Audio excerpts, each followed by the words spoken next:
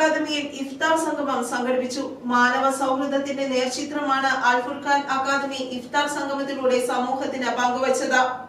അൽ Furqan alumni യൂണിയനും അൽ ഫുർഖാനി ഉലമ കൗൺസിലും സംയുക്തമായാണ് സ്നേഹസംഗമം സംഘടിപ്പിച്ചത്. ഇത് സഹോദര്യത്തിന്റെയും സ്നേഹത്തിന്റെയും വലിയൊരു ഒത്തുചേരലായി മാറി. റമളാൻ 18 നടന്ന സംഗമത്തിൽ വ്യത്യസ്ത മതവിഭാഗങ്ങളിൽ നിന്നുള്ളവർ ഒരേ പന്തലിൽ അണിനിരന്നു.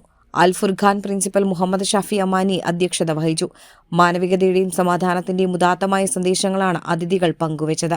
ആലുവ അദ്വൈതാശ്രമത്തിലെ സ്വാമി സജീവ് നാണു, അദ്വൈത പ്രചാരക് ഐക്കരക്കുന്നത്ത് ഫാദർ ജിത്തു മാത്യു എന്നിവർ മുഖ്യാതിഥികളായിരുന്നു.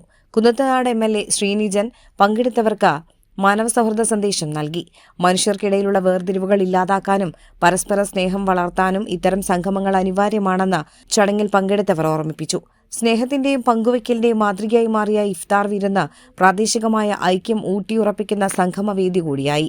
നാടിന്റെ സാംസ്കാരിക തനിമ വിളിച്ചോതിയ ഈ ഒത്തുചേരൽ ജനപങ്കാളിത്തം കൊണ്ടും ശ്രദ്ധേയമായിരുന്നു. സാമൂഹ്യ സാംസ്കാരിക മേഖലയിലെ പ്രമുഖരും അക്കാദമിയിലെ മുൻ വിദ്യാർത്ഥികളും ഉൾപ്പെടെ നിരവധി പേർ പങ്കെടുത്തു. അൽ ഫുർഖാൻ അക്കാദമി ഭാരവാഹികളും അലുമിനി യൂണിയൻ പ്രതിനിധികളും നേതൃത്വം നൽകി.